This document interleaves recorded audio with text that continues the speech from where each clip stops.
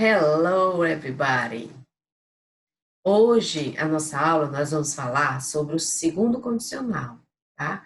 The second conditional, que faz parte das orações condicionais, né? The conditional sentence. Nós já vimos the zero conditional, que é o zero, the first conditional, que é o primeiro condicional, e hoje nós vamos ver o segundo condicional, né? O que ele vem abordando, o que ele vai trazer para nós de diferente dos outros, tá bom? Primeira coisa que a gente precisa saber é que o segundo condicional, a frase, né, a sentença, segundo condicional, ela é usada para apresentar situações hipotéticas, né? Gente, é uma hipótese, e se algo acontecesse, né? Ou pouco prováveis, né? Situações pouco prováveis no presente ou no futuro de acontecer, algo que provavelmente não vai acontecer, ou algo que poderia ter acontecido, mas você não fez a sua parte, não fez por onde, e ela não aconteceu. Como assim? A gente chega lá, já dou um exemplo para vocês. Aí a gente tem aqui a estrutura verbal da second conditional. O que é que ela tem diferente? Agora, nós temos o se, né? Sempre lembrando, if, sempre o se, ele vai estar aqui presente, aparecendo aqui, né? Que é o que impõe a condição. O verbo que acompanha o se, né? Você pode ver aqui, ó, a oração condicional, ela é o se mais o passado simples do verbo que vai aparecer aqui na frase.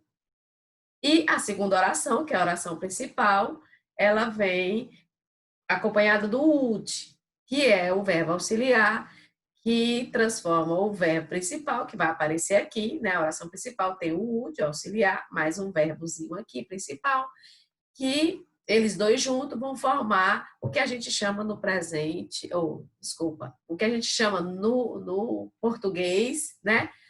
O futuro do pretérito, tá certo? Então vamos lá. Vamos ver aqui alguns exemplos. Então eu tenho aqui: If I had the money, I would travel all over the world for a year. Ou seja, se eu tivesse, aqui eu tenho o verbo ter, have, to have, tá? E aí eu coloquei ele aqui no passado, o passado do verbo have, H-A-V, é had, tá? Porque ele é irregular, né? Então, lembrando que no passado existem os verbos regulares, que entram naquelas regrinhas da nossa aula, do simple past, né? Quem esqueceu, assiste o outro vídeo, o vídeo que fala sobre isso, sobre o simple past, que você coloca o ed, né? A regra geral diz para colocar o ed nos verbos regulares, no caso aqui, travel, por exemplo. Se eu fosse colocar aqui no simple past, que é na primeira frase, ela ia ficar com um e um d, traveled, né? Tá? Mas no caso aqui, a frase que está no passado simples é a que tem o verbo irregular. E os verbos irregulares a gente sabe que não existe uma regra específica. Eles são conjugados diferentemente, cada um deles, né? Eles só são separados de 3 formas, que também tem lá na minha outra aula, se você quiser relembrar. E você vai precisar assistir a outra aula para poder usar o segundo condicional, porque você vai precisar do simple past. Então, se você não lembrar dele, é importante que você retorne ao vídeo do simple past que está aqui no nosso canal, tá certo? Então, eu tenho aqui, if I had the money, se eu tivesse o dinheiro, I would travel all the world for a year. Se eu tivesse o dinheiro, eu viajaria, né? O futuro do pretérito, eu viajaria por todo mundo por um ano. Ou seja, é uma situação hipotética. Provável, não provável de acontecer. Se eu tivesse um desejo, uma vontade minha, né? Que isso aconteça. Outro exemplo que a gente tem aqui, também com o had, tá? If we had the chance, we wouldn't do anything different. Então, você vê aqui que a diferença dessa frase, da primeira para a segunda, é que eu coloquei a segunda na negativa, né? Então, o would aqui, mais o not, que contraído fica wouldn't, tá? Então, você vê aqui a frase na negativa.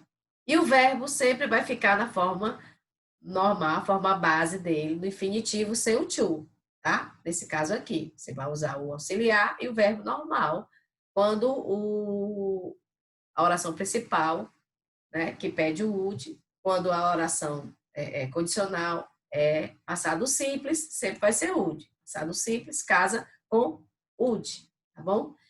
Lembre-se, se nós invertermos, pegarmos essa frase, a posição das orações, se eu inverter a posição da oração, pegar essa frase e colocá-la na frente, né? Deixa eu voltar aqui.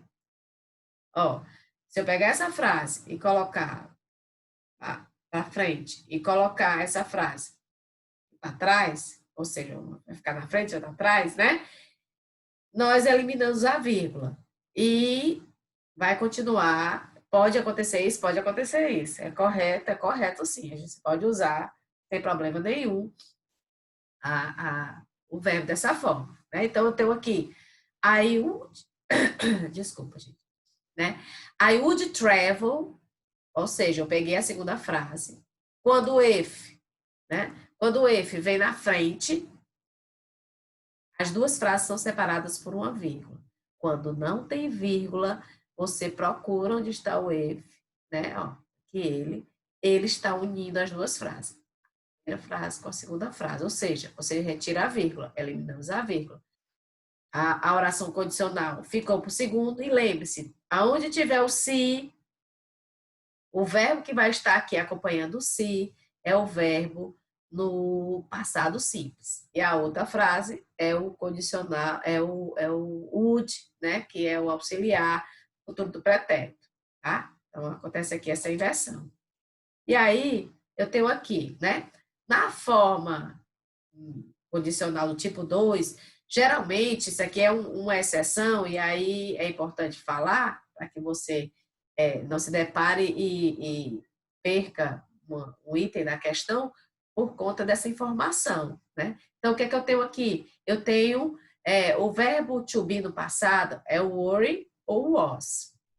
Was, a gente usa para I was, he, she, it was, né? Só que, quando eu estiver usando o segundo condicional, eu vou usar para todas as pessoas o worry, passar, tá? Isso, via de regra, o motivo não cabe a mim realmente saber por que eles usam. Eu acredito que é até no português, quando a gente vai fazer a tradução da frase, ele não fica estava ou era, fica fosse, né? Então, eu acredito que seria por conta disso. E aí, aqui, ó, apesar daqui ser I, que era para ser I was, mas aí é worry. If I were you, se eu fosse, ó, se eu fosse você, I would talk to her immediately, né? Eu falaria com ela imediatamente. Então, apesar de ser I, é usado worry. Do mesmo jeito, aconteceu aqui life você poderia substituir por it, né? It was, mas no caso, como é segundo condicional, é worry, né? If life were predictable, it wouldn't be life. Né? Se a vida fosse previsível, não seria a vida. Né? Serve aí para a gente. E aí um exercíciozinho rápido, só para ver se a gente fixou, ver se você compreendeu como é que funciona, né? Tá certo?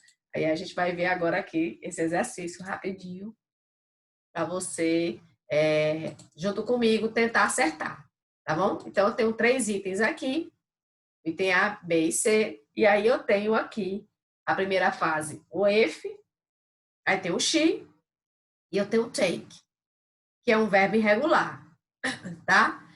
E eu tenho aqui she, e eu tenho get, que também é um verbo irregular. Só que, como é que eu vou saber qual eu coloco aqui e qual eu coloco aqui? Eu olho aqui, é segundo condicional. Segundo condicional, a professora Letícia, the teacher, disse que quando tiver o se, o verbo que vem para cá é no passado simples. Então, eu tenho que colocar take no passado simples. Como ele é irregular, eu preciso lembrar, né, de como ele é conjugado no passado. E aí a gente tem took. Muito bem. Quem acertou, parabéns, né? Quem lembrou que o passado de take é took, está aí ganhando os parabéns, tá certo? Então, passado simples. Se aqui é passado simples, agora ficou fácil, né? Ficou bem fácil agora. Por quê? Porque eu sei que a segunda frase eu vou só colocar o would mais o get. Não tem o to, nem preciso tirar. Então, eu tenho aí would get. Só não é maiúsculo, tá certo, pessoal? Saiu maiúsculo aqui, mas você sabe que no meio da frase não existe palavra maiúscula, a não ser que seja nome de pessoa. E no caso aqui não é, tá certo? Então, would get. Então, no item B, eu já tenho aqui o se, eu já tenho aqui a dica da professora que ela já colocou, o verbo to be no passado simples. Então, se aqui eu já tenho passado simples, aqui só vai caber quem? O would, mais o get. E aí, eu tenho would go. Como aqui eu tenho go, aliás, desculpa, eu disse get, mas é go, né? I would go, ok? E no item C eu tenho if she drank coffee, we. E aí eu tenho aqui o verbo sleep, olha, atente para esse momento aqui também, para vocês não errarem na hora da prova, né? Que eu botei um NEG aqui, neg, que é a abreviatura de negativa, ou seja, eu quero que você coloque esse verbo aqui na negativa. Se aqui eu tenho o passado simples do verbo drink, né? Tá certo? Então, aqui eu vou colocar do mesmo jeito aqui, ó, would, só que eu vou negar mais o sleep. Então, eu tenho wouldn't, a forma contraída. Professora, eu posso botar would not, na dúvida de não saber como contrair? Pode sim, né? Mas, normalmente, o uso mesmo que eles usam no dia a dia lá é dessa forma contraída. Would, N, apóstrofo T, sleep. E aí, eu finalizo a primeira questão. E aí, a gente vai para a segunda questão. O que é que eu tenho aqui na segunda questão? Né? Aqui não é primeira condicional, tá certo, pessoal? É segundo condicional. Vai ficar registrado aí para vocês. O que é que eu tenho aqui? O se, ó, já tenho aqui negativo, tá bom? E é porque eu não observei na hora que eu estava digitando, agora que eu fui fazer aqui a gravação e vi. Aqui não é first, é second conditional, né? Para completar com o segundo condicional, que é o nosso conteúdo aqui da aula, tá bom? Então, se ele. Aí eu coloquei aqui, ó, negativa. A negativa do passado simples, diferente do would, é com did. Vocês lembrarem. Quem não lembra, assiste a aulazinha do passado simples. Então, tem aqui did, leave work early. He, ó, eu quero a negativa de have. Né? Ou seja, se aqui é he, aqui é passado simples, aqui eu vou ter o would, a negativa, mais o have. E, por fim, eu tenho aqui uma pergunta, né? Uma condicional em forma de pergunta. Você irá, se estiver chovendo, né? Se chovesse, você iria, né? Desculpa, né? Então, o go mais o would é iria. Você iria se estivesse chovendo, né? E aí, ó, o ED, porque ele é um verbo regular, né? Então, a gente se depara aí com essa situação. Então, gente, para a gente finalizar a nossa aula de hoje, né, fica a dica aí para vocês, tá certo? Só esse lembretezinho aqui, a gente não esquecer. A ordem das orações, elas não alteram nem o sentido, nem a sequência dos tempos verbais. Quando a oração condicional com if aparece em primeiro lugar, tá? Usamos vírgula para separá-la da oração principal. Ou seja, eu botei a mesma frase dita de duas formas. If John worries sick, ó, usei aqui o verbo to be, worry, o John, porque John é he, né? Seria o was, mas é o were. Se John estivesse doente, ele não iria para a aula. He wouldn't. Então, separado por vírgula, porque o if vem no início. E aí eu quero pegar toda essa frase, colocar na frente, e aí eu vou unir a frase com o if, então eu tiro a vírgula e copio a primeira frase como segunda. Então eu tenho aqui, se John estivesse doente, se John estiver doente, ele não, desculpa, se John não estivesse doente, ele não iria para a aula. John não iria para a aula se ele estivesse doente. Né? Então, eu tenho as duas opções. Então, é isso, pessoal. Eu espero que vocês tenham compreendido, né? E aguardo vocês nas próximas aulas. Bye, bye. See you next class.